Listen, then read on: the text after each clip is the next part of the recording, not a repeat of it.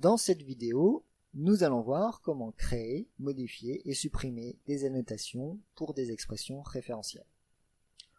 On va supposer qu'on a déjà un fichier Analec avec du texte, mais sans aucune annotation. Par exemple, on a copié un texte d'Internet, de Wikisource, comme expliqué dans la première vidéo. Avant de pouvoir commencer à annoter, il faut définir une unité et un certain nombre de propriétés. Par exemple, si on va noter des expressions référentielles, il faut définir les propriétés qu'on va noter, catégorie grammaticale, fonction grammaticale, nom du référent, etc. Pour ce faire, il y a deux possibilités. Soit on a déjà une structure, un fichier ECS. C'est ce qu'on a vu dans les vidéos précédentes. Soit on crée une structure propre au fichier en faisant structure, gestion de la structure, et en ajoutant des types d'unités et des propriétés. Je vous renvoie aux vidéos précédentes pour tout cela. En ce qui nous concerne dans cet exemple, on va réutiliser la structure qu'on a créée précédemment. Donc on va ouvrir le document que l'on veut annoter. Il s'agit ici des Hop Laboureur Empty. Il s'agit donc d'un texte récupéré sur Wikisource qui ne contient aucune annotation. Maintenant, on veut utiliser la structure qu'on a créée auparavant dans les vidéos précédentes. On fait donc structure, ouvrir, ma structure. On sélectionne. Donc il s'agit bien d'un fichier ECS. Le S pour structure. On a donc désormais une structure avec des expressions référentielles à noter, où on peut noter la catégorie et le nom du référent. Avant de commencer à annoter, il est très important de sélectionner le type d'unité à annoter. Ça se fait ici. Dans la case unité, on choisit expression référentielle. Même si nous, on annote qu'un seul type d'unité, il faut quand même passer par cette étape. Alors, pour annoter,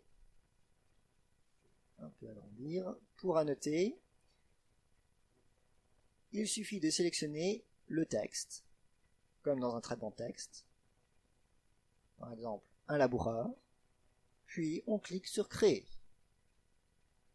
L'annotation est créée et elle est sélectionnée puisqu'elle apparaît en rouge sur fond jaune. Et dans la zone des champs, on voit que les propriétés définies dans la structure ont été ajoutées. Donc on peut choisir la catégorie grammaticale et il faut sélectionner le nom du référent. Pour l'instant, il n'y a aucun référent qui a été trouvé dans le texte, donc il faut l'ajouter manuellement. Il ne faut pas oublier d'appuyer sur la touche Entrée pour valider ce qu'on a écrit. Donc désormais, on a une annotation. On peut créer une deuxième annotation en sélectionnant directement le texte suivant. Par exemple, un aigle pris au filet. On clique sur Créer et de la même façon, l'annotation est créée. On peut remplir les propriétés. Ici aussi, il faut rentrer manuellement l'aigle. Et ne pas oublier d'appuyer sur Entrée. On va encore faire une annotation, par exemple avec ça. On va cliquer sur Créer, on va choisir la catégorie, autre, et on va rentrer le nom du référent. Comme ça renvoie à l'aigle et qu'on a déjà rentré ce référent, il suffit d'utiliser la flèche à droite de la zone de texte qui affiche la liste des référents qu'on a déjà rencontrés. Donc il nous suffit de choisir l'aigle. Nous avons donc trois annotations. On peut continuer à noter, je vais ici. Pour voir toutes les annotations et n'en sélectionner aucune, il suffit de cliquer dans une partie blanche du texte. On voit ici les trois annotations qui ont été créées. Pour sélectionner une annotation, il suffit de cliquer sur cette annotation. Par exemple, si on clique sur un laboureur, elle est sélectionnée. Les autres disparaissent. Et on peut alors modifier, corriger des erreurs éventuellement rajouter. Pour passer à la notation suivante, il suffit d'utiliser la touche F1. Et on passe directement à la notation suivante. F1 encore, et on passe à la notation suivante. Pour revenir en arrière, il suffit d'utiliser F2. F2 et on passe à la notation précédente. F2 encore et on passe à la notation précédente. Pour modifier les bornes d'une annotation, il faut sélectionner cette annotation, par exemple un laboureur, et cliquer sur rectifier une borne. On peut alors cliquer dans le texte à l'endroit où l'on veut mettre la nouvelle borne, par exemple après ayant. Et on voit que l'annotation a été étendue et contient maintenant un laboureur, virgule, ayant.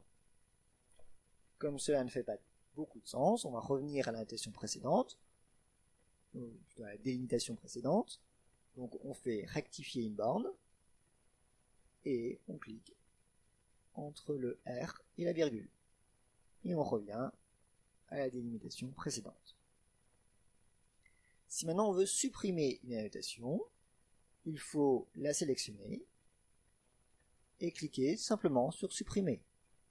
Un message demande si c'est bien ce qu'on veut faire, oui, et l'annotation a disparu. Il n'y a désormais plus que 2 annotations. Pour enregistrer le fichier, il faut faire document, enregistrer. On peut également appuyer sur CTRL plus S.